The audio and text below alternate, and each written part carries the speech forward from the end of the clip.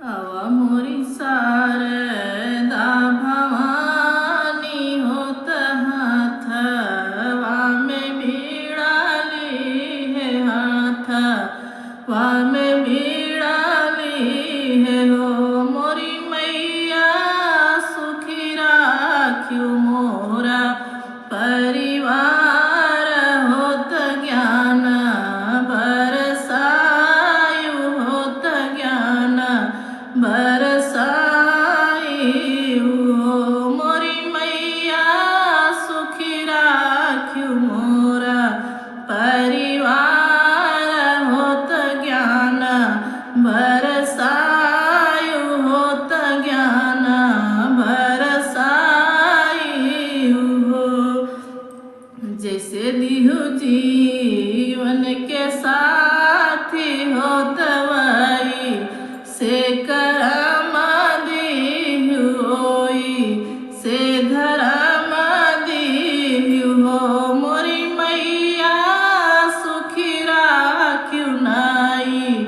हर ससुरवा हो नजरिया नाही लागई हो नजरिया नहीं लागई हो मोरी मैया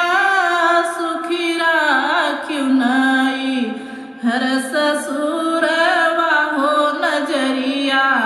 नहीं लागई हो नजरिया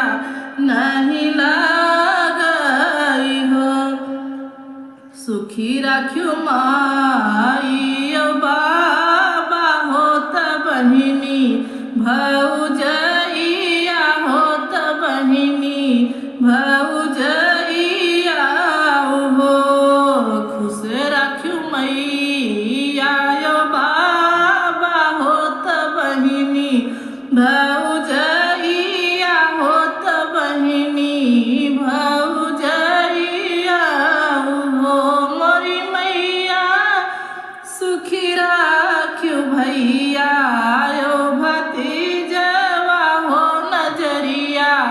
नहीं लागई हो नजरिया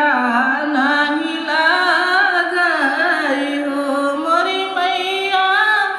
सुखी राख्यू भैया भतीजवा हो नजरिया नहीं लागई हो नजरिया नहीं लागई हो सुखी राख्यू सास ससुर मोरा सुखी राख्यू सास ससुर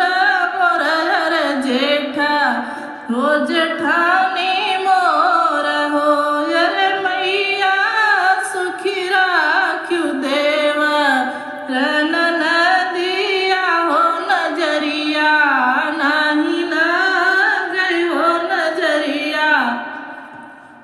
नहीं मोरी मैया